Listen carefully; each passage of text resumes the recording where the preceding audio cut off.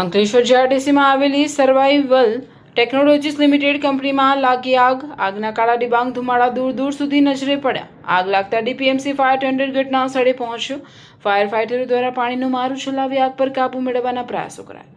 અંકલેશ્વર જીઆરટીસી વિસ્તારમાં આવેલી survival technologies limited કંપનીમાં આજે અચાનક આગ લાગવાની ઘટના સામે આવી છે. આગ લાગતા કંપની પરિસરમાં અફરાતફરીનો માહોલ સર્જાયો હતો. આગ એટલી ભીષણ હતી કે તેના કાળા ડિબાંગ ધુમાડાના ગોટે ગોટા દૂર દૂર સુધી નજરે પડ્યા હતા. ઘટનાની જાણ થતાં જ ડીપીએમસીના ફાયર ટેન્ડરો તાત્કાલિક ઘટના સ્થળે દોડી આવ્યા હતા. ફાયર ફાઇટરોએ પાણીનો સતત મારો ચલાવી આગને કાબૂમાં લેવાના પ્રયાસો હાથ ધર્યા હતા. આગ લાગવાનું ચોક્કસ કારણ હજુ સુધી સામે આવ્યું નથી. જોકે પ્રાથમિક તબક્કે શોર્ટ સર્કિટ સહિતના વિવિધ મુદ્દાઓને ધ્યાનમાં રાખી તપાસ શરૂ કરવામાં આવશે. સદનસીબે આ ઘટનામાં કોઈ જાનહાનિના અહેવાલ પ્રાપ્ત થયા નથી. આગને કારણે કંપનીના માલસામાનને કેટલું નુકસાન થયું છે તે અંગેની માહિતી મેળવવાના પ્રયાસો ચાલી રહ્યા છે. હાલ ફાયર વિભાગ દ્વારા આગ પર સંપૂર્ણ કાબુ મેળવવા માટે કામગીરી ચાલુ છે, જ્યારે સમગ્ર ઘટનાને લઈને વધુ તપાસ હાથ ધરવામાં આવે છે. Bureau report Javed Shaikh, Ankleshwar.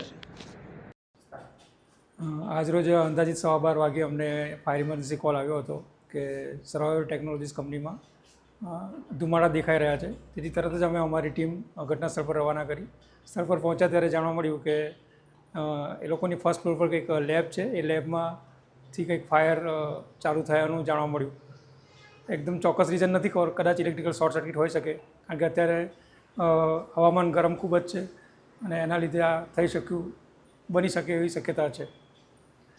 અને અમે લગભગ 3 જેટલા ફાયર ટેન્ડર લઈ ગયા હતા, પણ 2 જેટલા ફાયર ટેન્ડરની મદદથી અમે આગ પર સંપૂર્ણ કાબૂ મેળવી લીધો હતો. અંદાજિત અડધો પોણો કલાક જેવું અમને લાગ્યું હતું.